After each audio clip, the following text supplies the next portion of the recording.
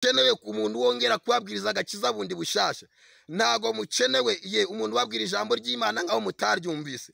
Ntabwo abantu mukeneye umuntu wabwira ubutumwa ngaho mutabwumvise. Ntabwo mukeneye umuntu wabwira ijambo ngaho mutigeze kurimenya.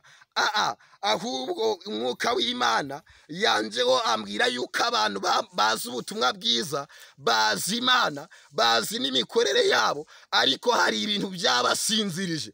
Barangije barajama, barasinzira, bibagirwa gukora umurimo w'Imana, bibagirwa kubana n'Imana, bibagirwa gukiranuka, bibagirwa kugendera mu nzira y'Imana. Rero ijambo nkuzaniye ni ijambo rivuga ngo kanguka wambara imbaraga. Haleluya. Ndashaka kugira ngo mbanze nkubwire yuko numara gukanguka ni nabwo Imana izakangura n'amahirwe yawe, nibwo Imana izakangura n'ubuzima bwawe. Numara gukanguka ukongera ukabyuka, Imana izakangura icyerekezo cyawe, Imana izakangura imigisha yawe, Imana izakangura business zawe. Naho guhora wibaza ngo kuki ibintu bidacamo, ntago byacamo umuntu usinziriye, nta kintu cye cyacamo.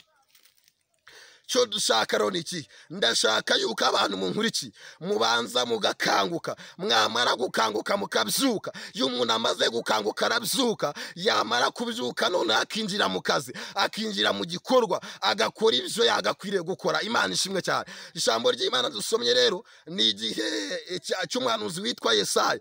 Abantu bari barasinziriye cyangwa se bari barataye Imana, bari baravuye ku mwami Imana, bari barasinziriye, bari bariyanduje n'abatagikora umurimo w'Imana neza, batacubaha Imana, batagisingiza Imana. Mbega bari baragomwe, bari baravuye ku Mana. Imana ishimwe cyane. Imana ihagurutse umuhanuzi witwa Yesaya. Rero Yesaya aragenda muri 52 igice ciwe, aragenda yegera abantu arangisha arabahanurira, ababwira ijambo tumaze gusoma. Ababwira nk'uhanura Siyoni, kuko Siyoni ubundi igiranwa n'umutima w'umuntu. Siyoni ijyangwa n'umutima w'umuntu. Abahanurira nk'uhanura Siyoni, aravuga ngo Siyoni we kanguka, kanguka wambara imbaraga. Haleluya. Arababwira ngo Siyoni mukanguke, nange Imana yabamyeho imira ijambo ngo mbabwire ngo mukanguke. Ndumva ninje mu mbaraga z'Imana. Nimumara gukanguka, Imana izakangura n'amahirwe yawe. Nimumara gukanguka, Imana izakangura ibigega byawe. Nimumara gukanguka, Imana izakangura imikorere yawe. Ikanguka kakwinjire mu mbaraga z'Imana zidasanzwe, kuko Imana iduhamagaye kugira ngo tubwirize abantu. Haleluya. Mana ishimwe cyane. Ndagira ngo tuzamuke mu mbaraga z'amasengesho. Mana ishimwe cyane. Yesaya araza arabegera. Haleluya.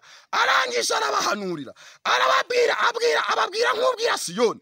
Arababwira ngo Siyoni kanguka, kanguka. Numara gukanguka wambara imbaraga.